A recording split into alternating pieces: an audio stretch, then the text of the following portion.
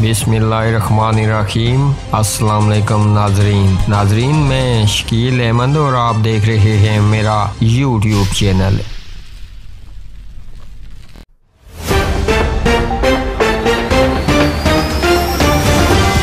London Stoke on Trent के 62 साला taxi driver Javed Mirza को अपनी लाठी के जरिए हेरोइन बेचने के जुर्म में जेल की सजा सुना दी गई। बताया गया है कि नशे का आदी जावेद मिर्जा अपनी लाठी के अंदर हर वक्त हेरोइन भरे रखता था और अपने ग्राहकों को फरोख्त किया करता था।